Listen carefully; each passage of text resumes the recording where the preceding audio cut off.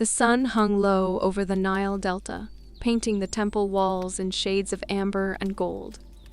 Imagine a young priest in the service of Ra, standing motionless in the courtyard, his eyes fixed on something that would change everything. It wasn't the god speaking to him, though his fellow priests might have thought so. It was something far more subtle, far more profound. It was the shadow. Every morning for weeks, this priest watched the great obelisk that stood at the temple's center. He noticed how its shadow moved across the stone floor, always in the same direction, always at the same pace. When the shadow stretched longest, the morning prayers began. When it shrank to almost nothing, the midday offerings were made. And when it lengthened again in the opposite direction, the evening rituals commenced. But one day was different. This day, he marked the shadow's position with small stones at various points throughout the hours. As the sun began its descent toward the western horizon, he saw something remarkable. The pattern repeated itself, day after day, with an almost perfect consistency. The shadow wasn't just moving, it was measuring something invisible, something that flowed constantly like the Nile itself, yet left no trace behind. Whether such a moment of discovery happened exactly this way, we cannot know for certain. But the evidence tells us that someone, somewhere in ancient Egypt, made this crucial observation. Archaeological evidence shows ancient Egyptians were among the first civilizations to systematically measure time, around 3,500 BC. The massive stone obelisks they erected weren't just monuments to pharaohs or gods, they were also primitive timekeeping devices. The careful positioning and scale of these structures suggests humans had developed a sophisticated understanding of solar movement, transforming the abstract concept of time into something concrete and measurable. The human need for time. Before we delve into the fascinating journey of how humans learned to capture and measure time, we must ask ourselves, why did we need to do this at all? Animals don't wear watches. Trees don't check calendars. Yet humans from the earliest civilizations felt compelled to divide, measure, and track this invisible force that governs existence. The answer lies in the very nature of civilization itself. When humans transitioned from nomadic hunter-gatherers to settled agricultural communities, they needed to predict the seasons. When to plant? When to harvest? When would the floods come? These questions weren't merely practical, they were matters of survival. Missing the planting season by even a few weeks could mean the difference between abundance and starvation. But there was more to it than just agriculture. As societies grew more complex, so did their needs. Religious ceremonies needed to be coordinated. Markets needed operating hours. Workers needed to know when to start and stop their labor. Ships needed to know when tides would change. The growing complexity of early civilizations created an increasing demand for more precise time measurement, a need that would drive thousands of years of innovation. Early humans probably began by observing the most obvious cycles, day and night, the phases of the moon, the changing seasons. These natural rhythms provided the first calendar systems. The lunar month, roughly 29.5 days, was one of the earliest ways humans organized longer periods of time. Many ancient calendars, from Mesopotamia to China, were based on lunar cycles. But daily life required finer divisions. Knowing it was daytime wasn't specific enough for coordinating activities or scheduling important events. Humans needed something more precise, something that could divide the day itself into manageable segments. This need would drive thousands of years of innovation, from simple shadow sticks to the atomic clocks that now define our modern world. The celestial clock. Our ancestors' first clock was the sky itself. Long before any human-made device, the sun, moon, and stars served as the ultimate timekeepers. This wasn't just primitive astronomy, it was the foundation of all future timekeeping technology. The sun's daily journey across the sky was the most obvious measure of time. Sunrise marked the beginning of the day, sunset its end. But observant people noticed more subtle patterns. The sun rose and set at slightly different positions on the horizon throughout the year. At certain times, called the summer and winter solstices, it reached its northernmost and southernmost points. These astronomical events could be predicted, and they repeated year after year with remarkable consistency. The ancient Egyptians, Babylonians, Mayans, Chinese, and many other civilizations independently discovered these patterns and used them to create calendars. The Egyptian calendar, for example, was closely tied to the annual flooding of the Nile River, which itself was linked to celestial events.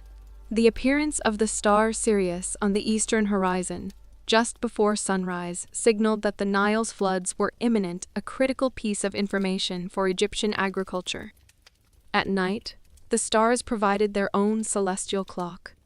The ancient Greeks used specific star constellations to mark the hours of darkness. Sailors learned to navigate by the stars, using their positions to determine both location and time. The North Star, or Polaris, became particularly important because it remained relatively fixed while other stars appeared to rotate around it, a direct result of Earth's rotation. Ancient texts and the astronomical alignments of structures like Stonehenge and the pyramids reveal that ancient peoples had a sophisticated understanding of celestial mechanics. They understood that these heavenly bodies moved in predictable patterns, and they used this knowledge not just for practical purposes like agriculture and navigation, but also for religious and ceremonial reasons. The sky was both clock and cathedral, a source of practical knowledge and spiritual wonder. Chapter 2: When Shadows Became Clocks. The obelisk that young Amenhotep observed in our opening story wasn't unique. Beginning around 3500 BC, ancient Egyptians erected massive stone monuments throughout their kingdom. These obelisks, often standing dozens of feet tall and weighing many tons, served multiple purposes. They were tributes to pharaohs, monuments to the sun god Ra, and whether intentionally or accidentally, some of the world's first public clocks. The principle was elegantly simple. As the sun moved across the sky, these towering structures cast long shadows that changed in both length and direction throughout the day.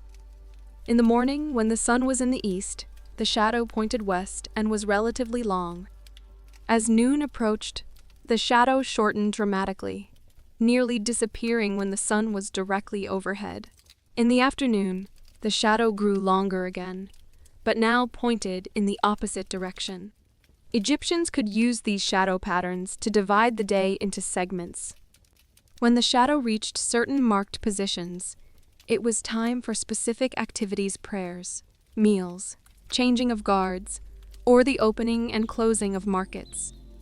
This wasn't just timekeeping, it was the birth of the scheduled society, where activities were coordinated according to agreed upon divisions of the day. But there was a problem with these massive obelisks, and it was a problem that would challenge timekeepers for millennia. They weren't portable, and their accuracy depended on latitude and season. An obelisk in Memphis would cast different shadow patterns than one in Alexandria. The shadows in summer were shorter than in winter. These limitations this could imply spurred the development of more sophisticated sundial designs. The portable sundial revolution. Around 1500 BC, Egyptian engineers developed something revolutionary: the portable sundial, often called the Egyptian shadow clock. This device represented a major leap forward in timekeeping technology. Unlike the massive obelisks, these shadow clocks could be carried, set up anywhere, and used by individuals rather than just at public monuments. The design was ingenious in its simplicity. Picture a T-shaped or L-shaped device with a raised bar at one end. The long horizontal base was marked with divisions, typically 6 marks representing the morning hours. The raised bar cast a shadow on these marks as the sun moved across the sky. At noon, when the sun was highest, the user would turn the entire device 180 degrees, and it would then measure the afternoon hours as the sun continued its journey toward the western horizon. These portable sundials gave Egyptians a way to measure time anywhere in temples, homes, military camps, or government buildings. The widespread adoption of these devices suggests that timekeeping was becoming democratized, spreading beyond just the priestly and ruling classes to a broader segment of society. When more people have access to time measurement, society itself can become more organized and coordinated. But the Egyptians weren't alone in developing shadow-based timekeeping. Archaeological evidence shows that the ancient Babylonians, who lived in Mesopotamia, modern-day Iraq, developed their own versions of sundials around the same period. The Babylonians are particularly notable for their mathematical innovations, including the division of the circle into 360 degrees and the development of the base 60-number system that still influences how we measure time today. 60 seconds in a minute. 60 minutes in an hour. The Greek mathematical mind. While the Egyptians and Babylonians pioneered shadow clocks, it was the ancient Greeks who elevated sundial design to an art form through mathematics and geometry. Historical records indicate that Greek sundials first appeared around 560 BC, possibly introduced by the philosopher Anaximander of Miletus. According to the ancient historian Herodotus, the Greeks initially learned about sundials from the Babylonians, but they quickly improved upon the designs using their advanced understanding of geometry. The Greeks understood that Earth is a sphere, and that the sun's apparent motion across the sky is actually caused by Earth's rotation. This insight, revolutionary for its time, allowed them to create sundials that were far more sophisticated than simple shadow sticks. They developed the hemispherical sundial, hemicycle, a remarkable device that consisted of a bowl-shaped depression carved into stone with a pointer, called a gnomon, extending from its center. The genius of the hemispherical sundial was that it could account for the changing seasons. Throughout the year, as the sun's path across the sky shifted between summer and winter positions, the shadow traced different arcs on the bowl's interior surface.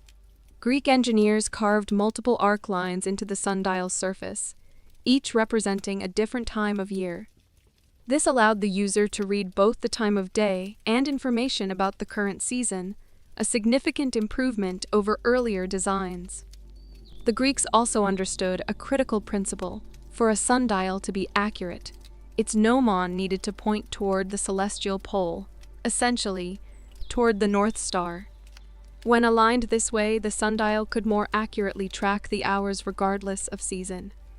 This discovery represented a fundamental advance in understanding how to compensate for Earth's tilted axis and its orbit around the sun. By about 280 BC, the Greek astronomer Aristarchus of Samos created sophisticated hemispherical sundials that divided the day into 12 equal hours. However, there was an interesting quirk. These weren't equal hours in the sense we understand today. Instead, they were seasonal hours or temporary hours. The daylight period was always divided into 12 segments, regardless of whether it was summer, long days, or winter, short days. This meant that a summer hour was longer than a winter hour, which might seem strange to us, but made perfect sense in a pre-industrial society where most activities were tied to daylight. Greek cities soon featured sundials in public squares, at temples, and in private homes.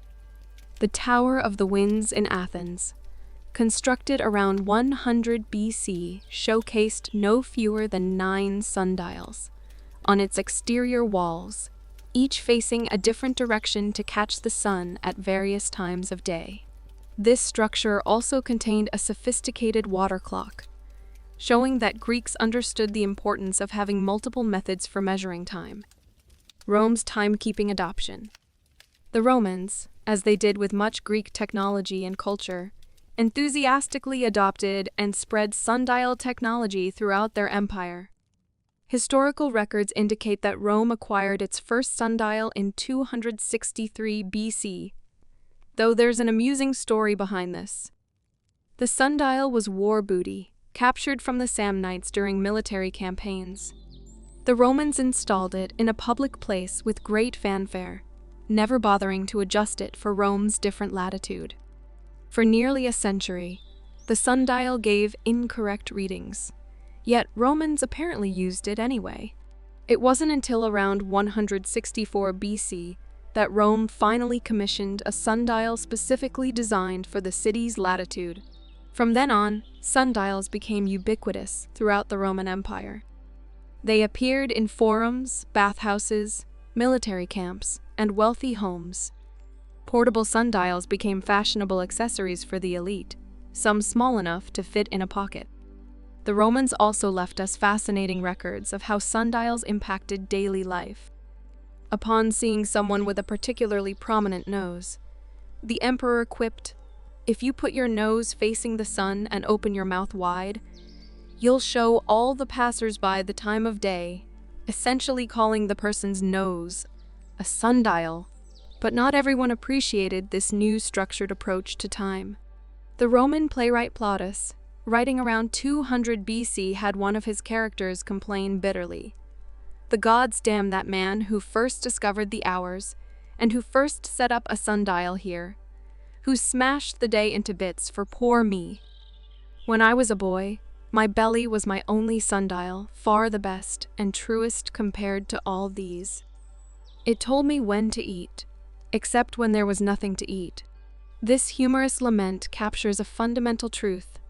The measurement and division of time changed human behavior, creating schedules and obligations where before people might have simply followed natural hunger and tiredness. Islamic Golden Age innovations. After the fall of the Roman Empire, sundial technology continued to evolve, particularly in the Islamic world during what historians call the Islamic Golden Age, roughly 8 to 14 centuries AD. Muslim scholars and astronomers had a particular interest in precise timekeeping, because Islamic religious practice requires prayers at 5 specific times each day, times that shift throughout the year based on the sun's position. Islamic astronomers made several important contributions to sundial technology. They fully developed the concept of the gnomon aligned with the celestial pole, creating what we now call equatorial sundials. They also used advanced trigonometry, itself largely developed by Muslim mathematicians, to design sundials for specific latitudes, accounting for the sun's changing declination throughout the year. Particularly innovative were Islamic sundials that showed not just the time of day, but also the specific times for the 5 daily prayers. Some sundials from this period are incredibly ornate, featuring precise mathematical calculations engraved in Arabic alongside beautiful geometric patterns that reflected Islamic artistic traditions. By the 13th century, the Muslim scholar Abd al-Hasan al-Marrakushi wrote extensively about sundial construction, describing how to create our lines on cylindrical, conical, and various other types of sundials. Historical texts suggest he was among the first to advocate for equal hours of the same length throughout the year, at least for astronomical purposes. This was a significant conceptual shift that would eventually become standard across the world. The sundial's limitations. Despite their sophistication, sundials had inherent limitations that would ultimately lead to the development of other timekeeping methods. The most obvious problem: they only worked when the sun was visible. Cloudy days, nighttime, and indoor spaces required alternative methods of measuring time. Additionally, sundials showed solar time, the actual position of the sun in the sky, which varies throughout the year due to Earth's elliptical orbit and axial tilt. This means that solar noon, when the sun is highest in the sky, doesn't always occur at exactly 12:00, according to the average time we use in daily life. Different locations also required different sundials. A sundial designed for use in London would give incorrect readings in Rome, and completely wrong readings at the equator or in the southern hemisphere. As trade and communication between distant regions increased throughout the ancient and medieval periods, the need for a more universal and transportable timekeeping method became increasingly urgent. Furthermore, sundials couldn't measure very short periods of time with precision. The shadow moved slowly, making it difficult to determine exact minutes and impossible to measure seconds. For many daily activities, knowing approximately what hour it was proved sufficient, but certain tasks, scientific experiments, cooking times, or coordinating multiple activities required greater precision. These limitations didn't make sundials obsolete immediately. In fact, sundials remained important time references well into the 19th century, even after mechanical clocks became common.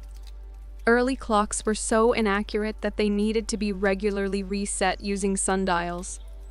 But the limitations of shadow-based timekeeping meant that ingenious minds would search for alternatives, leading to one of humanity's most ingenious inventions, the water clock. Chapter 3. The water that measured hours. While shadows tracked the sun's journey, another form of timekeeping was developing independently across multiple ancient civilizations. The water clock, or clepsydra, meaning water thief in Greek. The concept was elegant. Water flowing at a relatively constant rate could measure time.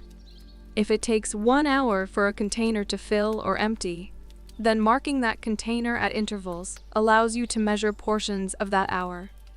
The oldest known water clock comes from ancient Egypt, found in the tomb of Pharaoh Amenhotep II, dating to around 1500 BC. However, written references suggest that water clocks may have been used even earlier. The tomb inscription of an Egyptian court official named Amenemhet, who served in the 18th dynasty, identifies him as the inventor of this technology. Though the inscription may refer to improvements rather than the original invention.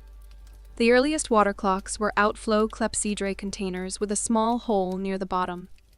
As water dripped out at a steady rate, the falling water level revealed marks on the container's interior that indicated how much time had passed. These marks were carefully calibrated, though the engineers soon discovered a problem. Water pressure changes as the container empties. A full container creates more pressure at the hole, causing water to flow faster. As the water level drops, pressure decreases and flow slows down. This physical challenge led to ingenious solutions. Around 100 BC, inventors began creating conical containers narrow at the bottom, wide at the top. This shape helped compensate for the changing pressure, maintaining a more constant flow rate. Other designs added constantly dripping water at the top to maintain a consistent level, using the overflow to measure time instead. Water clocks around the world. Water clock technology appeared independently in multiple civilizations, suggesting that the basic concept was intuitive enough that different cultures discovered it separately. In ancient Mesopotamia, modern Iraq, historical texts reference water clocks used for timing night watches and astronomical observations, though no physical examples have survived in the archaeological record. China developed sophisticated water clocks remarkably early. Historical records indicate that water clocks existed during the Shang dynasty, around 1500 BC, though some accounts blend history with legend. By the 2nd millennium BC, Chinese engineers were definitely building water clocks, and by the 1st millennium BC, these clocks had become quite advanced. One of the most remarkable Chinese water clocks was the astronomical clock tower built by Suzong in 1092 AD. This massive structure stood over 30 feet tall and combined a water clock with an astronomical display and a mechanical gearwork. The clock used a water wheel and liquid mercury to power an armillary sphere, a model of celestial objects, and could even predict eclipses. Though destroyed when Suzong's dynasty fell, Modern historians consider it a masterpiece of medieval engineering that wouldn't be matched in complexity until the European mechanical clocks of the 14th century. The Greeks embraced water clocks enthusiastically. They used them in courts to limit speaking time during trials, literally giving speakers a limited amount of time that would physically run out. The Romans adopted this practice, and the Latin phrase aquam dare, to give water, came to mean granting someone permission to speak. The widespread use of water clocks in legal settings reveals how, even in ancient times, societies recognized the need to manage time in formal proceedings to prevent endless debates. The Tower of the Winds. The Tower of the Winds in Athens represents one of the ancient world's most sophisticated timekeeping structures. Built in the 2nd or 1st century BC, this octagonal marble tower featured not just multiple sundials, but also an elaborate water clock inside. While the external sundials told time during daylight, the internal water clock kept time at night and on cloudy days. The water clock mechanism inside the Tower of the Winds was likely quite complex, possibly incorporating gongs and moving figures that marked the hours. Though the original mechanism is lost to history, based on what we know from descriptions and archaeological evidence, it probably featured a steady water flow that turned wheels connected to hands or markers showing the time. The Tower of the Winds also included a weather vane on top, hence its name making it a multi-purpose scientific instrument.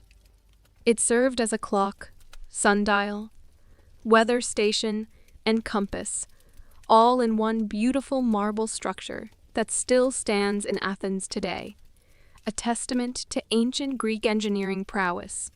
Islamic water clock mastery. During the Islamic Golden Age, water clock technology reached its peak sophistication. Muslim engineers created water clocks that were marvels of mechanical complexity, rivaling or exceeding anything that would be built in Europe until the Renaissance. These Islamic water clocks, known in Arabic as fanjawan, often featured elaborate automata mechanical figures that would perform actions at certain times. Some clocks had mechanical falcons that would drop balls into vases on the hour. Others featured mechanical musicians that would play instruments, or doors that would open and close to reveal different displays. One famous clock had a mechanical peacock that would spread its tail at regular intervals. The sophistication of these devices was extraordinary. They used complex gear trains, escapement mechanisms, and even segmental and epicyclic gear systems that allow for complex movements and greater precision. Historical records describe these clocks in detail, though sadly, very few physical examples survived to the present day. A particularly notable water clock was described by the medieval Spanish-Arab engineer Ibn Khalaf al-Maradi in the 11th century. His treatise on machines included detailed descriptions of water clocks that employed both segmental and epicyclic gearing technology that wouldn't appear in European clocks for several more centuries. The sophistication of these Islamic designs indicates that knowledge of complex gearing systems existed in the Islamic world well before they became common in European mechanical engineering. These clocks served both practical and propaganda purposes. Rulers would commission elaborate water clocks as displays of wealth, technological prowess, and the sophistication of their courts. When Harun al-Rashid, the Abbasid Caliph of Baghdad, sent an elephant and an elaborate water clock as gifts to Charlemagne in 797 AD or possibly 801 AD, it was meant to demonstrate the superior technology of the Islamic world, and it apparently worked, as European observers described the clock with amazement and wonder. The limitations that led to revolution. Despite their sophistication, water clocks had their own set of problems that would ultimately make them unsuitable as the long-term solution for accurate timekeeping. The most significant issue was temperature sensitivity. Water freezes in cold weather and evaporates more quickly in heat. In the cold winters of Northern Europe, water clocks were essentially useless, forcing medieval Europeans to seek alternatives. Water clocks also required constant maintenance. The water flow needed monitoring and adjustment. Containers needed refilling. The mechanisms needed cleaning to prevent mineral buildup from hard water. Any variation in water viscosity, which changes with temperature, would affect accuracy. And despite all the clever engineering, water clocks remained less accurate than would eventually be needed for scientific and navigation purposes. Furthermore, water clocks were difficult to transport. You can't easily carry a container of water on horseback or onto a ship. The water would slosh around, disrupting the flow mechanism. For a civilization increasingly interested in exploration, trade, and military campaigns, the need for a portable, reliable, all-weather timekeeping device was becoming critical.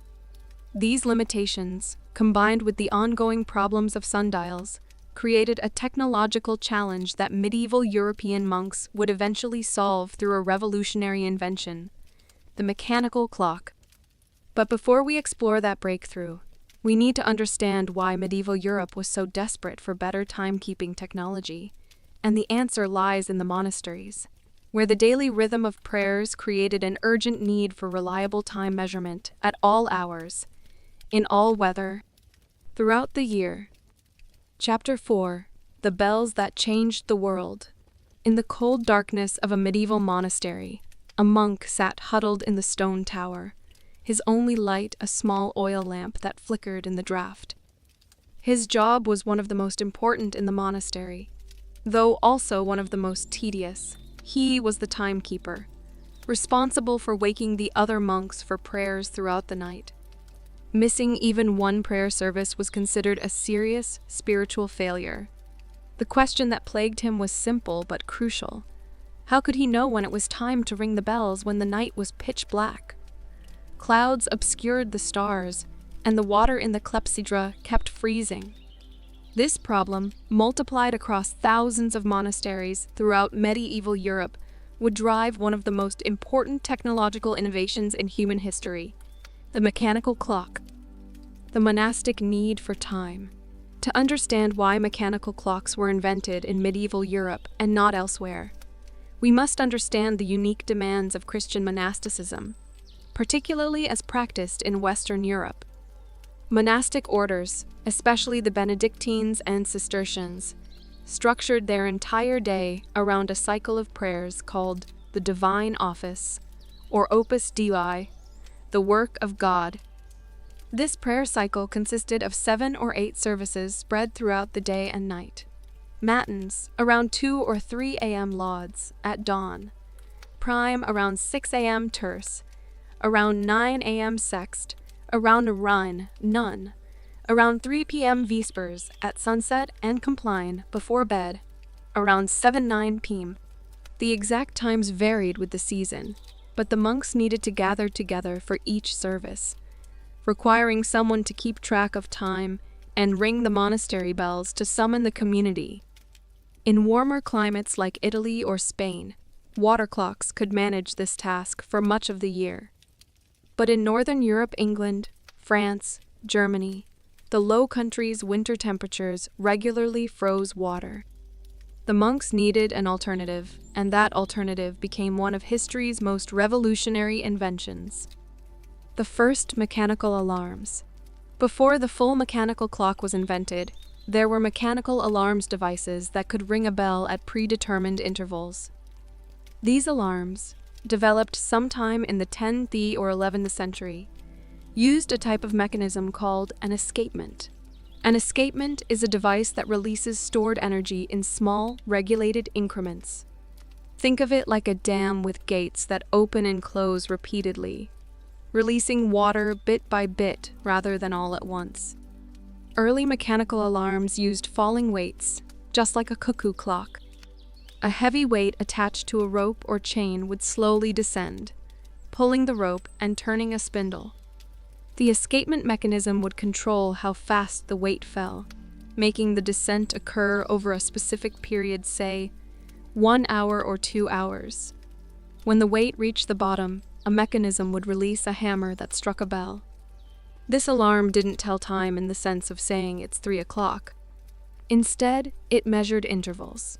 1 hour has passed or 2 hours have passed. The monk on watch duty would reset it after each bell ringing. But this was already a significant improvement over sitting and watching water drip or trying to read the stars through cloudy skies. Historical records indicate that these mechanical bell-striking alarms were the direct predecessors of the mechanical clock. The key innovation was the escapement, which would remain the heart of mechanical clocks for the next 7 centuries, until the Quartz revolution in the 20th century. The mystery of the first mechanical clock. Here's where the historical record becomes frustratingly unclear. We don't know exactly who invented the first true mechanical clock, nor exactly when or where it happened. This ambiguity has led to centuries of debate among historians, and it's a reminder that most major inventions are actually gradual processes, rather than sudden eureka moments by a single inventor. What we do know is that mechanical clocks began appearing in Europe during the late 13th and early 14th centuries. Some sources credit Pope Sylvester II with bringing clock technology to Northern and Western Europe around 1000 AD, though the nature of his clocks is unclear. A historical record from 1176 mentions an horologe clock installed at Sens Cathedral in France, but we don't know if this was a mechanical clock or a sophisticated water clock. The first unambiguous references to mechanical clocks appear in the early 1300s. By 1314, there's a definitive record of a mechanical clock in Cayenne, France. In 1321, Dante Alighieri describes a clock mechanism in his Divine Comedy, suggesting that mechanical clocks were familiar enough to his readers that he could use them as a literary reference. By 1344, large mechanical clocks were installed in Padua, Italy, and by the end of the 14th century, over 70 European cities had installed public tower clocks. The two most famous early mechanical clocks, for which we have detailed descriptions, are the clock built by Richard of Wallingford at St. Albans Abbey in England, completed around 1336, and the astronomical clock created by Giovanni da Dondi in Padua, Italy, completed in 1364. Neither of these original clocks survives, but modern engineers have built working reproductions based on the detailed descriptions and diagrams that the inventors left behind. How the early mechanical clock worked. The early mechanical clock was a marvel of engineering for its time, though it would seem primitive by modern standards. At its heart was the weight-driven power source, a heavy stone or metal weight attached to a rope, wound around a cylinder or drum. Gravity pulled the weight downward, causing the drum to rotate, which provided power to the clock's mechanisms. But here's the problem. If left unchecked, the weight would simply fall rapidly, spinning the drum wildly. The clock needed a way to regulate this descent, to make it happen slowly and steadily over hours rather than seconds. This is where the escapement came in. The earliest mechanical clocks used what's called a verge and folia escapement. Picture a vertical rod, the verge, with 2 flat plates, pallets, sticking out at the top. These pallets alternately catch and release the teeth of a crown-shaped gear. The crown wheel or escape wheel. Attached to the top of the verge is the foliate, a horizontal bar with adjustable weights on each end. Here's how it worked. As the crown wheel tries to turn, pulled by the descending weight, one of the verge's pallets catches a tooth on the wheel, stopping it.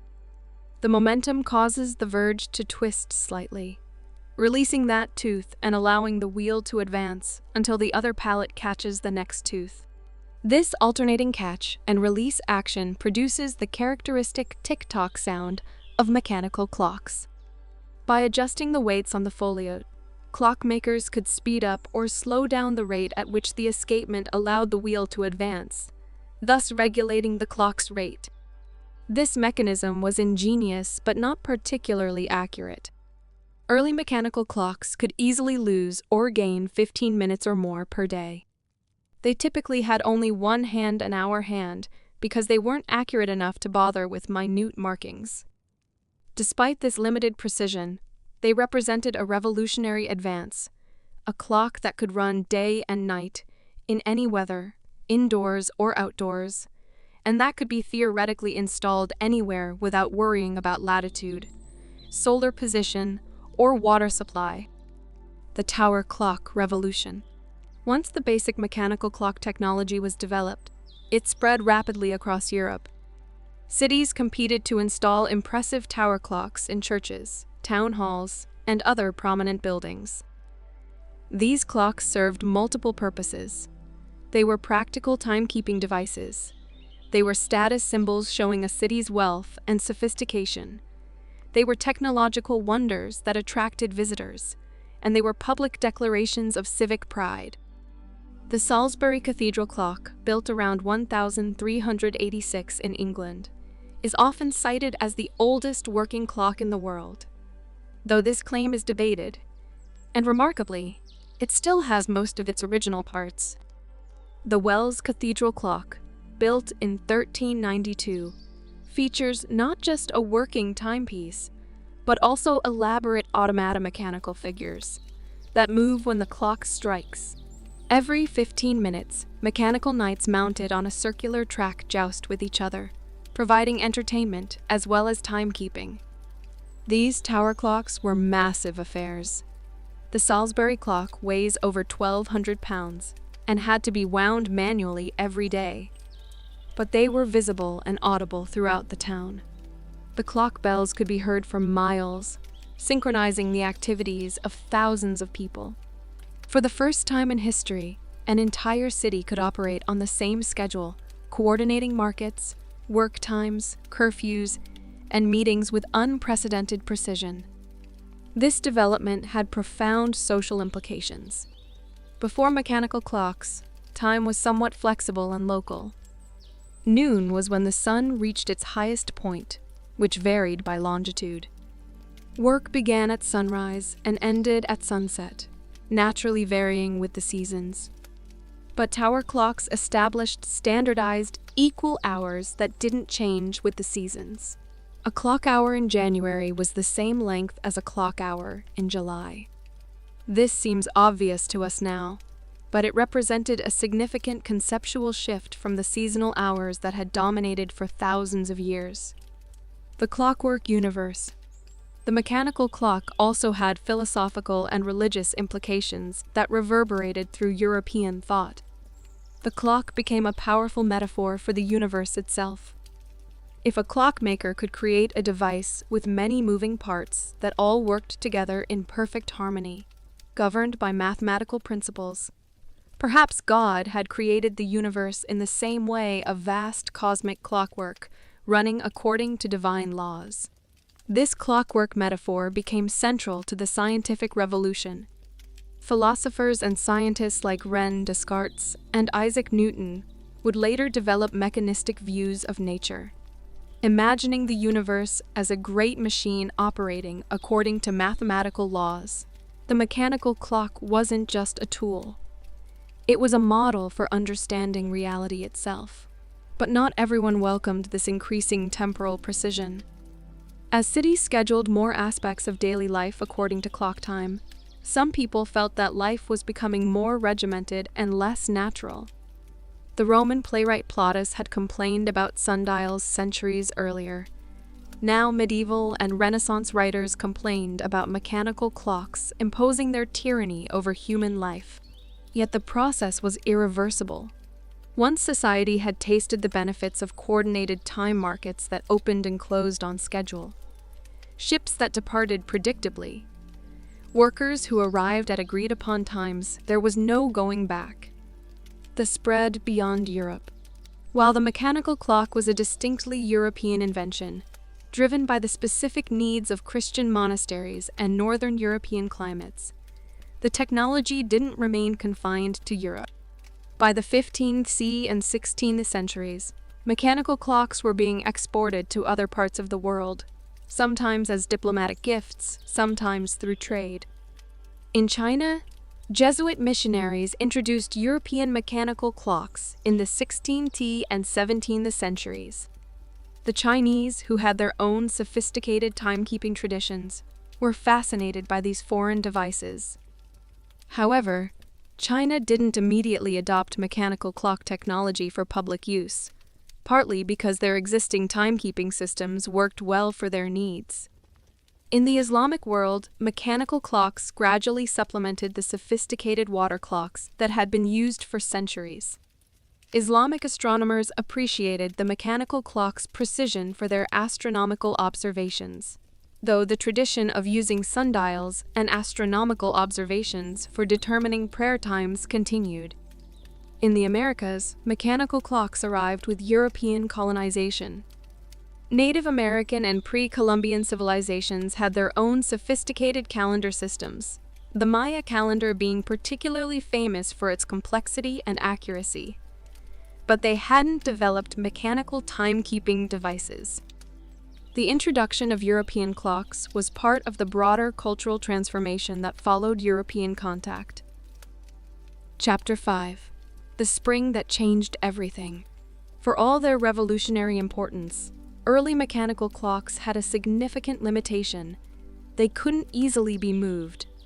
The weight-driven mechanism required the weights to hang down several feet, meaning the clock needed to be mounted on a wall or in a tower with sufficient vertical space. You couldn't put one in your pocket or take it on a voyage. A traveling merchant, a ship's captain, or a military commander had no way to carry an accurate timepiece. They still relied on sundials, hourglasses, which measured fixed intervals rather than telling time, or their own estimation. This changed around 1500–1510 with one of the most important innovations in timekeeping history, the mainspring. This simple device, a coiled spring that stores energy when wound and releases it gradually as it unwinds, made portable clocks possible for the first time. And at the center of this innovation was a German locksmith named Peter Henlein. Peter Henlein and the birth of the pocket watch. Peter Henlein was a master locksmith in Nuremberg, Germany, in the early 16th century. Locks in this era were themselves mechanical marvels, using springs and clever mechanisms to secure valuable property. Henlein, skilled in working with small metal parts and spring mechanisms, had the perfect background for miniaturizing clock technology. Historical records from 1462 mention a pocket clock offered by an Italian clockmaker to a nobleman, suggesting that the idea of portable timepieces existed before Henlein. However, Henlein is credited with being the first to successfully manufacture portable spring-driven clocks on a regular basis, beginning around 1510, and certainly by 1524. Henlein's innovation was to replace the falling weight power source with a coiled mainspring. When you wind a spring-powered clock, you're storing energy in the coiled spring.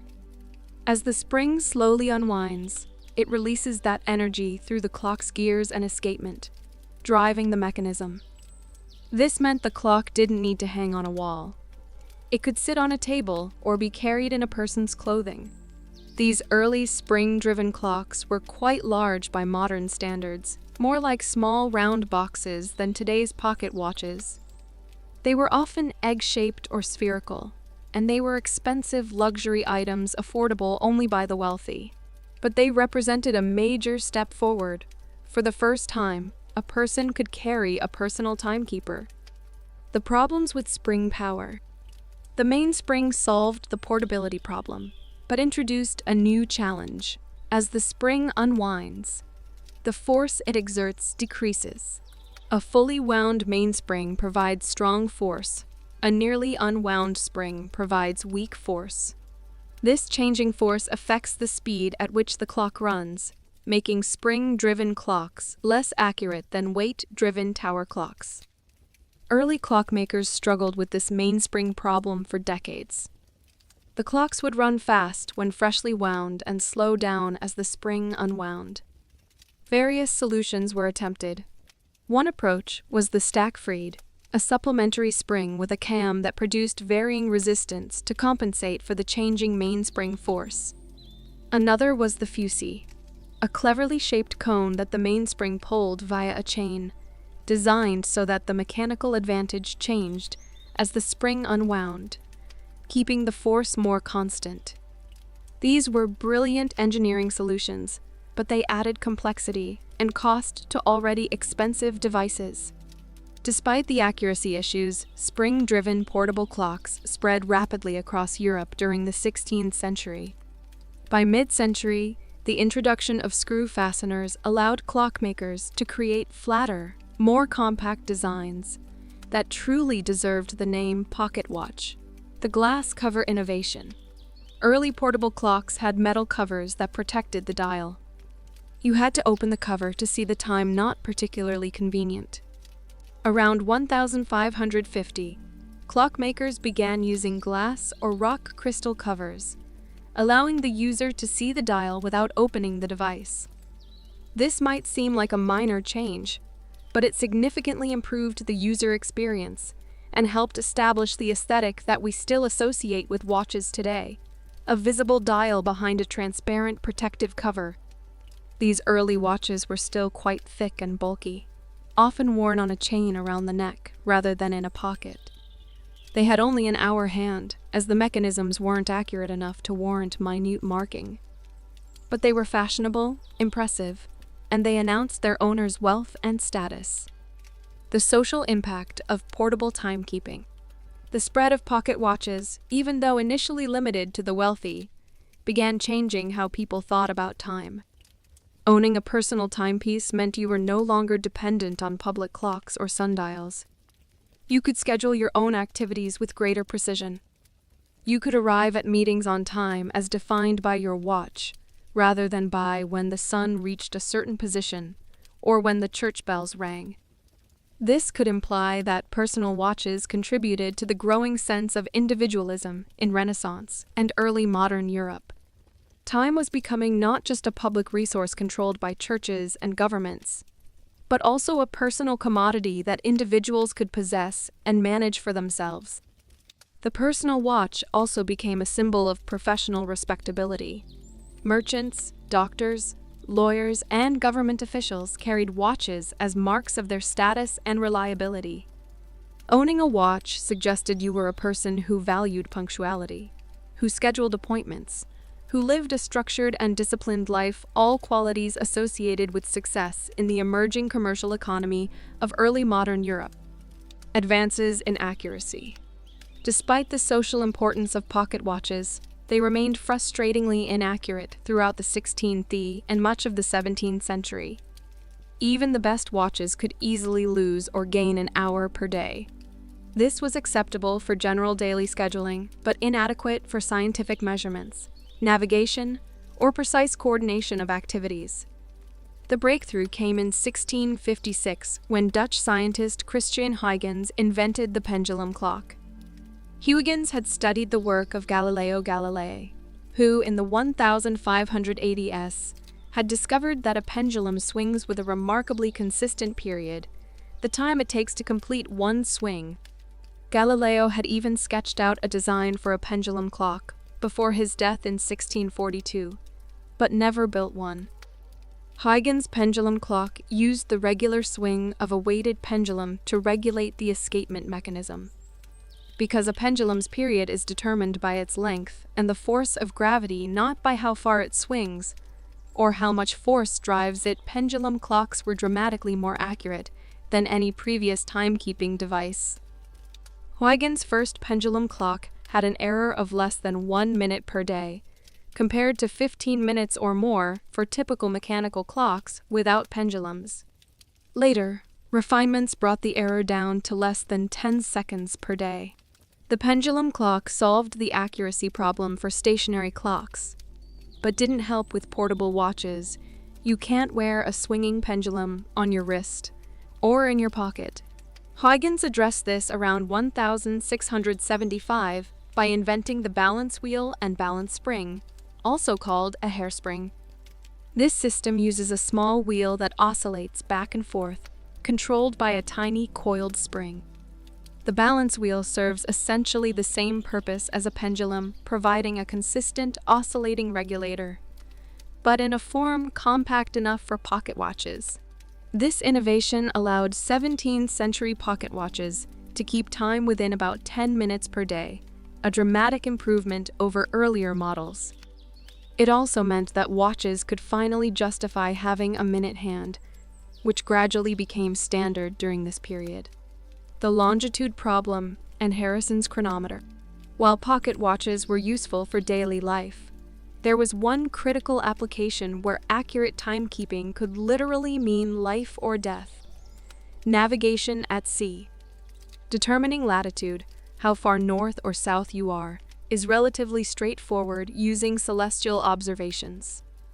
But determining longitude, how far east or west you are, requires comparing local time, when the sun is highest in the sky where you are, with the time at a reference location, such as Greenwich, England.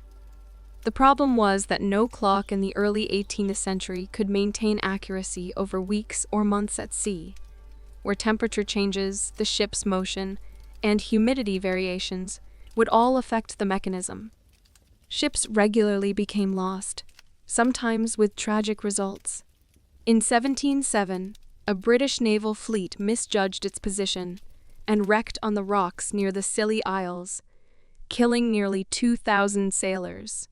In response, the British government offered a substantial prize, the Longitude Prize, to anyone who could solve the longitude problem.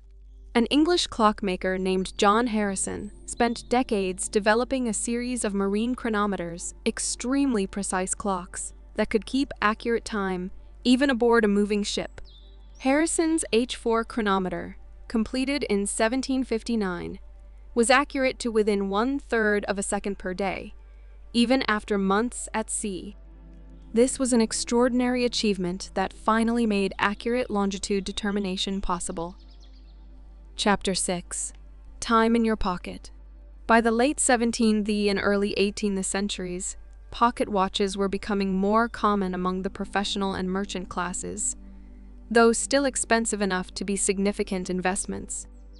The technology continued to improve, and with it came stylistic innovations that made pocket watches not just timekeepers, but fashion statements and personal expressions.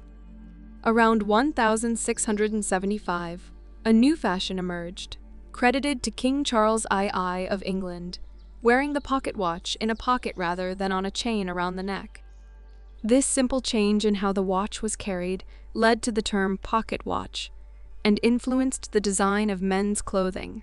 Tailors began adding watch pockets to waistcoats and breeches specifically to accommodate these valuable devices.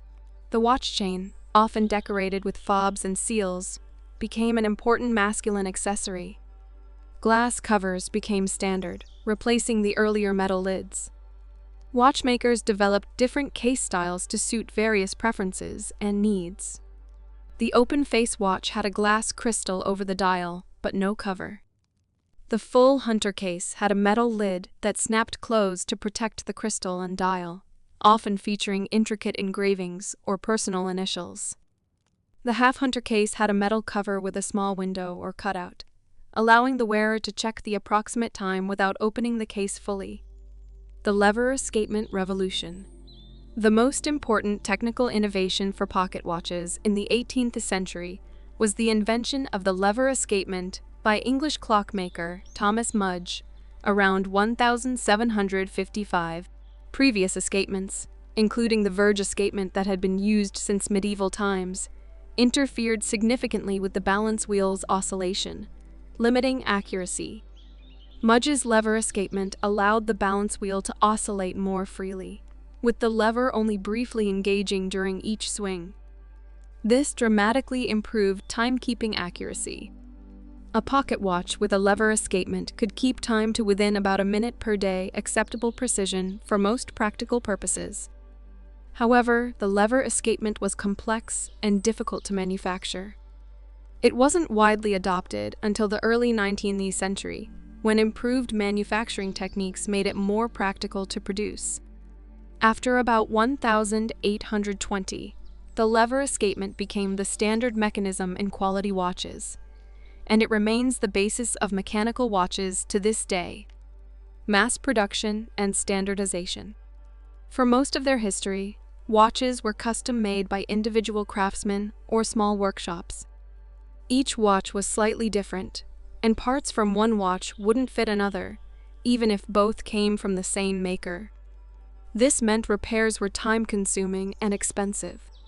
A broken gear or wheel might need to be custom manufactured to replace the original. This changed in 1857 when the American Watch Company in Waltham, Massachusetts, introduced the Waltham Model 57, the first watch made with interchangeable parts. Using precision machinery and standardized measurements, the factory could produce parts that were identical enough to be swapped between watches. This dramatically reduced manufacturing costs and made repairs simpler and cheaper. The American Watch Company's innovation launched the era of industrialized watchmaking. By the late 19th century, American factories were producing hundreds of thousands of watches per year, making pocket watches affordable for the middle class and even working class consumers. Similar mass production techniques spread to Switzerland, which had been the center of traditional handcrafted watchmaking, leading to Swiss companies like Longines pioneering factory watch production. This democratization of timekeeping had profound social effects. When only the wealthy owned watches, punctuality was somewhat flexible and negotiable. But when nearly everyone had a watch, social expectations around time became more rigid. Being late for work, missing a train, or arriving after the start of a performance all became more serious social transgressions. Because, with everyone carrying watches, there was less excuse for poor timekeeping. The wristwatch at its peak. By the late 19th and early 20th centuries, the pocket watch reached its technological and social peak. Accuracy had improved to the point where good quality watches could keep time within seconds per day. Railroad workers, whose jobs required precise coordination to prevent collisions, used certified railroad-grade watches that met strict accuracy standards. In 1891, a deadly train collision in Ohio caused partly by unsynchronized watches led to strict railroad watch regulations that further improved timekeeping standards. But even as pocket watches reached their peak, a new form of portable timekeeping was emerging, one that would eventually make pocket watches seem old-fashioned and inconvenient: the wristwatch. Chapter 7: From Pockets to Wrists. The wristwatch, which seems so natural to us today, was actually considered somewhat ridiculous and definitely feminine for most of its early history. The concept of strapping a watch to one's wrist dates back centuries. Queen Elizabeth I of England received what was described as an armed watch, essentially a wristwatch, from Robert Dudley in 1571. However, these early wrist-worn timepieces were rare novelties, not practical timekeepers. Throughout the 19th century, wristwatches were predominantly worn by women as decorative bracelets that happened to tell time. A wealthy woman might wear a delicate wristwatch to a ball or social event, but she probably relied on a larger, more accurate pendant watch, or the clocks in her home for actual timekeeping. Men who wore wristwatches were seen as effeminate or eccentric. A proper gentleman kept his watch in his waistcoat pocket, attached to a proper watch chain. The military discovers the wristwatch. The transformation of the wristwatch from feminine jewelry to serious timekeeper began in the military, where soldiers discovered that reading a pocket watch in combat situations was impractical and sometimes dangerous. Imagine trying to coordinate an artillery barrage, navigate through enemy territory, or execute a timed maneuver while reaching into your pocket for your watch. The delay could be fatal. Historical records show that British Army officers began using wristwatches during colonial campaigns in the 1880s, including the Anglo-Burma War of 1885 and the Boer War in South Africa, 1880–1000. 1881 and 1899, 1902. These early military wristwatches were often simply pocket watches attached to leather straps, with wire loops soldered to the case.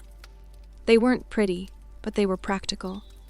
The company Mappin and Webb began manufacturing what they called campaign watches for British soldiers heading to Sudan in 1898 and scaled up production for the Boer War. Other watchmakers noticed the trend and began designing watches specifically meant to be worn on the wrist, rather than adapted from pocket watches. In Europe, German naval officers received specially designed wristwatches from companies like Girard-Perregaux around 1880. The Swiss watch industry, always alert to new markets, began developing purpose-built wristwatches with proper lugs. Small projections from the case to attach wrist straps, a design innovation that became standard. World War i.e., the wristwatch goes mainstream. The true turning point for the wristwatch came with World War II, 1914, 1918. This conflict, fought in trenches across Europe, required unprecedented coordination between artillery, infantry, and air support. Pocket watches were completely inadequate for the demands of modern warfare. Officers needed to synchronize attacks, coordinate artillery fire with infantry advances, and time complex maneuvers, all while under fire, in trenches, or crawling through no man's land. Soldiers quickly discovered that wristwatches were essential equipment. You could check the time with a quick glance at your wrist without taking your hands off your weapon, or exposing yourself by reaching into a pocket. Military procurement officers ordered wristwatches by the tens of thousands. Companies like Omega, Longines, IWC International Watch Company, and others ramped up production to meet military demand. These military wristwatches needed to be more robust than the delicate jewelry pieces that women had worn.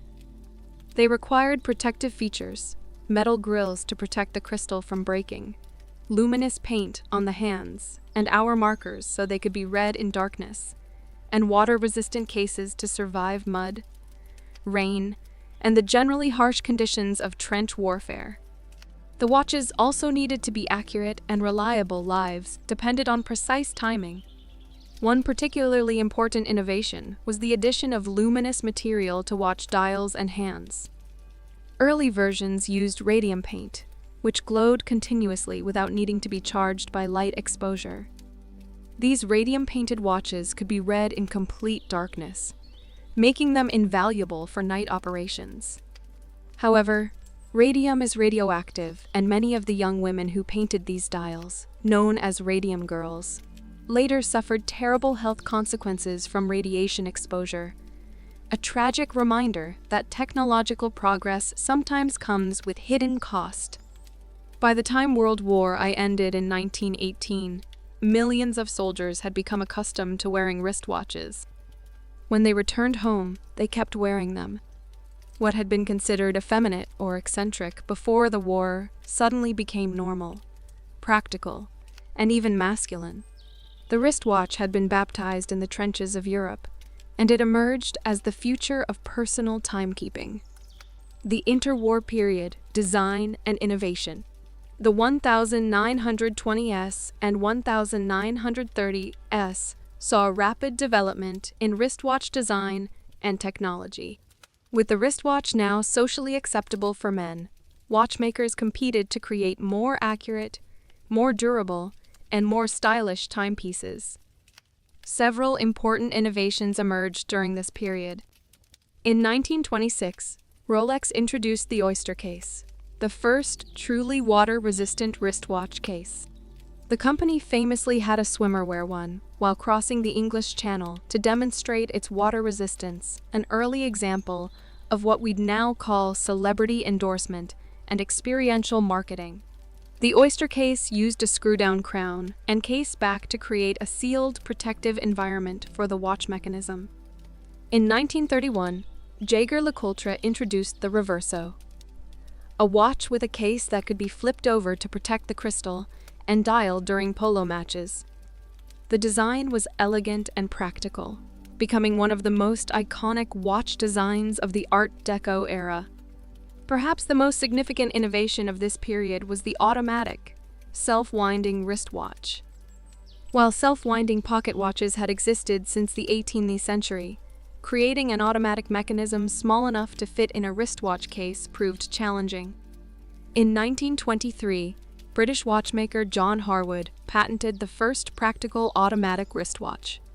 His design used a weight that swung back and forth as the wearer moved, winding the mainspring automatically. This meant the watch never needed to be manually wound as long as it was worn regularly.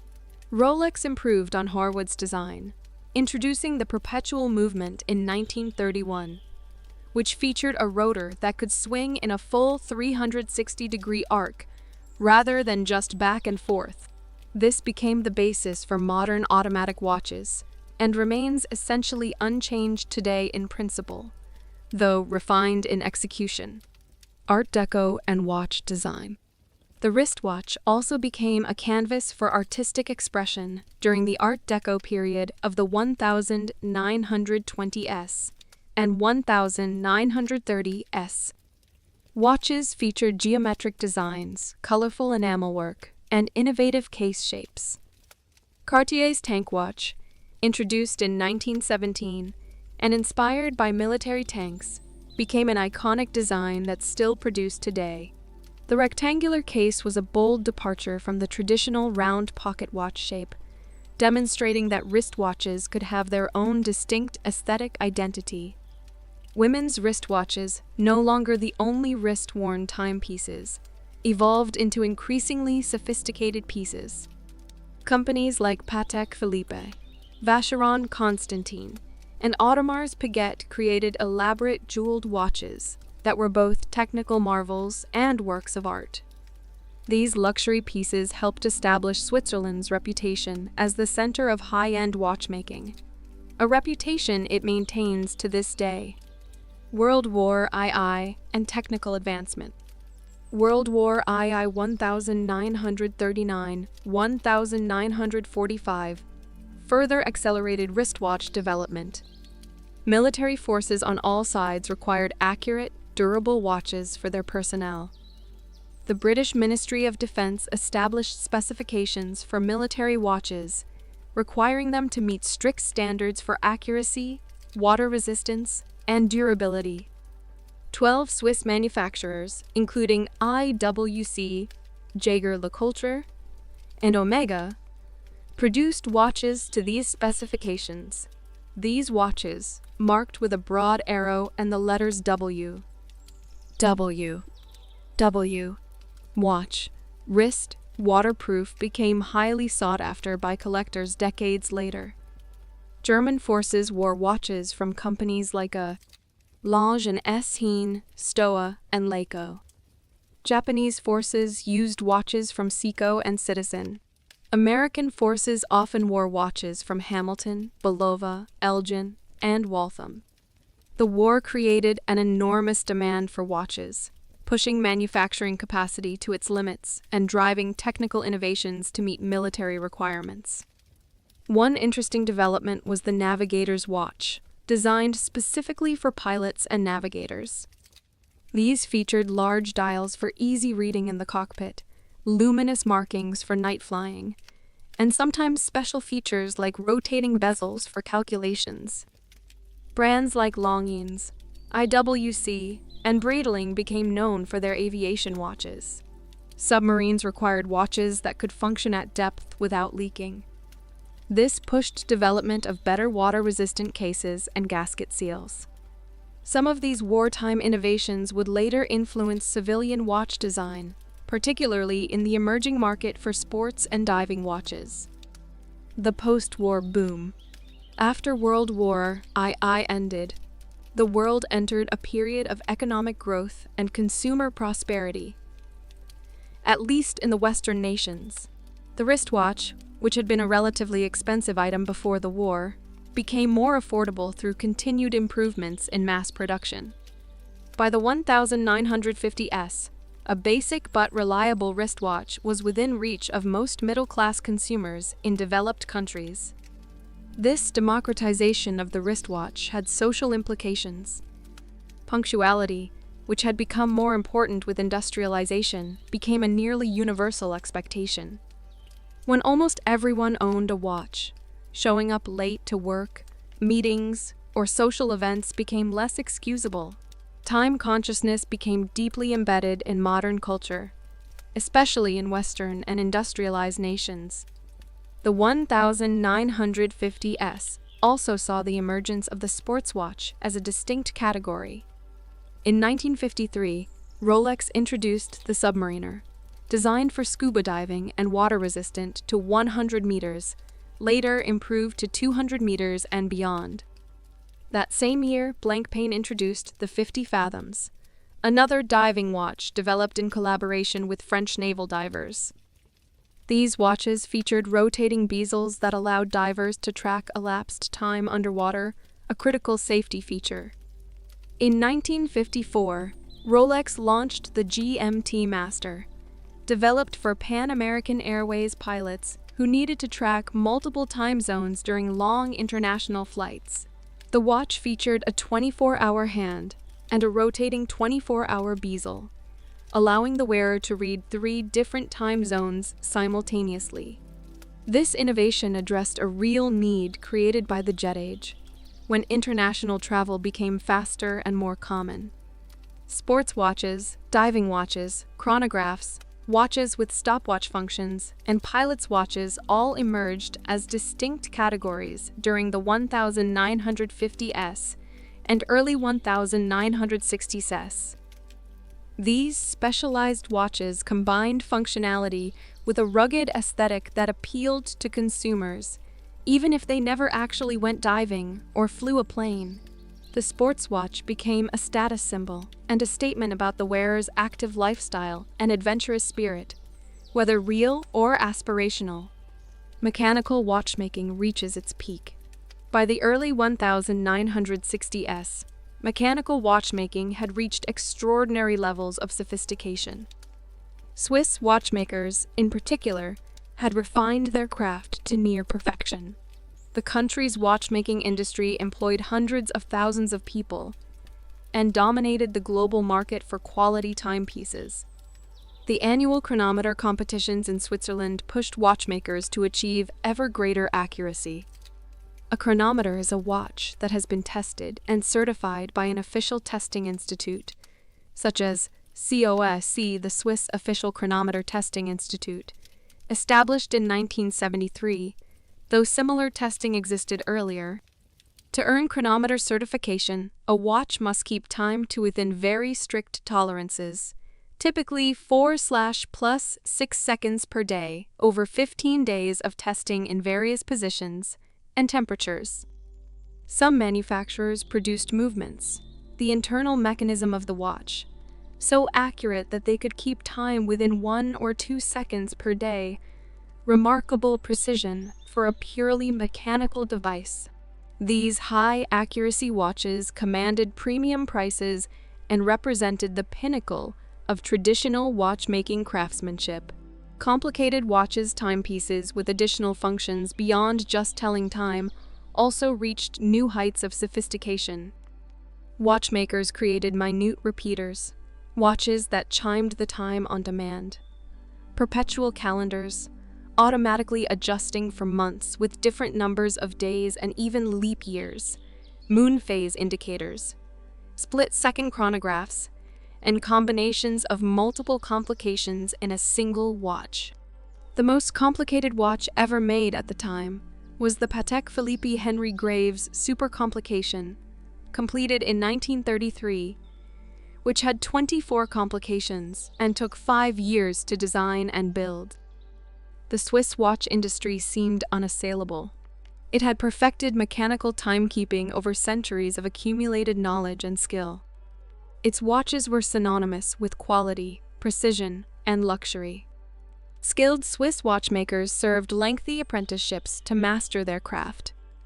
The industry's future seemed secure, but a revolution was coming. one that would nearly destroy the Swiss watch industry and completely transform timekeeping. And it would come from an unexpected direction, not from improving mechanical watches, but from abandoning mechanical technology entirely in favor of electronics. Chapter 8. The Quartz Revolution. The story of the Quartz watch begins not with watchmakers, but with scientists studying the properties of crystals. In 1880, French physicists Pierre and Jacques Curie discovered the piezoelectric effect. When certain crystals, particularly quartz, are subjected to mechanical pressure, they generate a small electrical charge. Conversely, when these crystals receive an electrical charge, they vibrate at a very precise frequency. In 1927, Canadian engineer Warren Marrison, working at Bell Telephone Laboratories, built the first quartz clock. Unlike mechanical clocks that used pendulums or balance wheels as their time base, Marrison's clock used the vibrations of a quartz crystal. When electrically stimulated, a quartz crystal vibrates at an extremely consistent frequency, 32,768 times per second.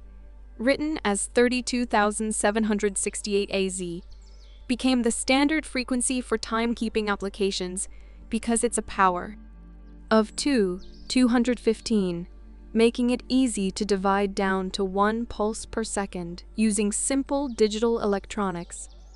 These early quartz clocks were large, expensive laboratory instruments, but they were astonishingly accurate, far more so than any mechanical clock or watch. Based on what we know from historical records, early quartz clocks could keep time to within a few thousandths of a second per day, accuracy that no mechanical device could match. Observatories and scientific laboratories adopted quartz clocks for their precision timing needs. Miniaturization begins. The challenge was miniaturizing quartz clock technology enough to fit into a wristwatch. This required several technological developments: smaller, more efficient quartz crystals, miniature electronic circuits to drive the crystal and count its oscillations, and compact batteries to power the whole system. The first truly electronic watch, using a transistorized movement, but still with a balance wheel, was the Bulova Accutron, introduced in 1960. The Accutron used a tuning fork vibrating at 360 AG, compared to 32,768 HZ for later quartz watches, to keep time, driven by a transistorized circuit powered by a battery. The Accutron was significantly more accurate than mechanical watches, keeping time to within about 2 seconds per day. It also produced a distinctive humming sound from its vibrating tuning fork, earning it the nickname "the watch that hums." The first quartz wristwatch. The breakthrough came on December 25, 1969, when Seiko, a Japanese watch company, introduced the Astron, the world's first quartz wristwatch available to the public. This was a revolutionary moment in timekeeping history, though it didn't immediately seem that way to many people in the industry. The Astron's introduction on Christmas Day, 1969, was deliberately chosen to make a statement. Seiko was announcing that the future of watchmaking had arrived, and it came from Japan, not Switzerland. The Swiss watch industry, which had dominated global watchmaking for centuries, initially dismissed quartz watches as a fad. This would prove to be one of the most catastrophic misjudgments in business history. The Quartz Crisis. What followed in the 1970s became known in the watch industry as the Quartz Crisis or Quartz Revolution, though crisis applied mainly to Swiss watchmakers, while revolution described what was happening to timekeeping technology and consumer markets. Several factors combined to create a perfect storm for traditional watchmaking. First, quartz watches were genuinely superior for pure timekeeping. They were more accurate, required less maintenance, no need for regular servicing every few years, and were much more shock-resistant than mechanical watches. For consumers who simply wanted to know what time it was, quartz watches were clearly better. Second, Quartz technology benefited from rapid cost reduction through economies of scale and improvements in electronics manufacturing. By the mid-1970s, basic quartz watches cost less than mechanical watches of comparable quality. Third, digital display technology emerged alongside quartz movements. The first digital watch, the pulsar time computer, was introduced in 1970, though in very limited quantities, and became more widely available in 1972. Instead of traditional hands on a dial, these watches displayed the time in numbers using LED light-emitting diode displays. Early LED watches required the wearer to press a button to light up the display to conserve battery power, but they looked futuristic and high-tech. The combination of quartz movements and digital displays created watches that seemed to embody the future. Companies like Pulsar, a brand of Hamilton Watch Company, Texas Instruments, and others marketed digital watches as cutting-edge technology. Even luxury brands got into the act. The original Pulsar was sold at jewelry stores and initially cost around $2,100, equivalent to about $15,000 today, marketed as a status symbol for early adopters. The Swiss industry collapses. The Swiss watch industry, confident in its centuries of expertise and tradition, was slow to respond to the quartz threat. Many Swiss manufacturers believed that consumers would always prefer the craftsmanship and prestige of Swiss mechanical watches. They were tragically wrong. Between 1970 and 1985, Swiss watch employment dropped from about 90,000 workers to about 30,000. Hundreds of Swiss watch companies went bankrupt or were forced to merge with competitors. The number of Swiss watch companies dropped from about 1,600 to fewer than 600. An entire industry, built over centuries and employing skilled craftspeople whose expertise had been passed down through generations, nearly disappeared in the span of about 15 years. Meanwhile, Japanese companies like Seiko, Citizen, and Casio thrived.